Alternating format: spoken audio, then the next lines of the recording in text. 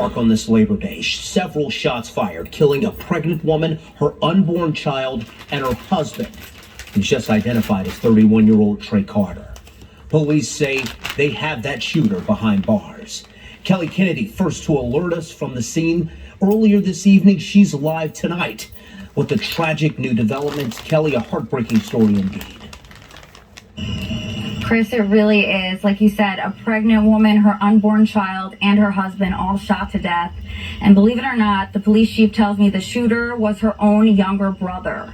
Now, the police chief tells me this was an ongoing family feud that had been going on for a long time, and it came to a tragic end at the park this afternoon. Stafford Park in Maple Heights was packed with families and church groups Monday afternoon celebrating the holiday, when suddenly a 29-year-old man pulled out a gun and started shooting. I just heard the gunshots and I turned around. I was cutting the walk. I turned around and everybody was running towards this way.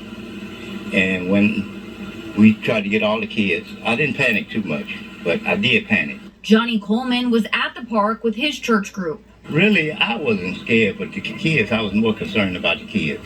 You know, a straight bullet, you know, they ain't got no names on them. Maple Heights Police Chief Todd Hansen tells me the chaos started at around 3:15. He says the shooter got into a fight with his sister at the park. It escalated and he pulled out a gun.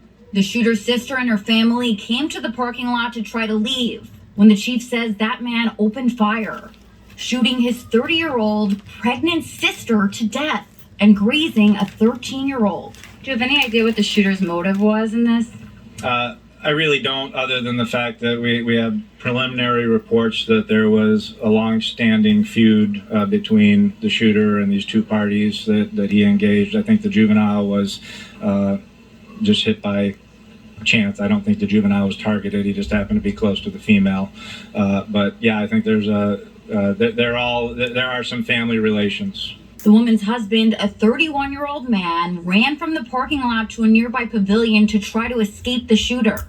But the chief tells me he was shot and killed in the bathroom. The chief says the shooter ran out of the park towards Auburn Avenue. I saw him, he ran across the parking lot, had on a red shirt, and I saw him go through they caught him on the next street.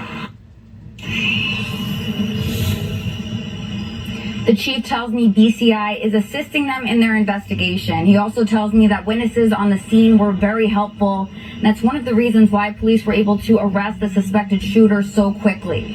Now, the woman who was killed in the shooting, as well as the shooter's names, have not been released yet, but we'll keep you updated as soon as we learn more. Reporting live in Maple Heights.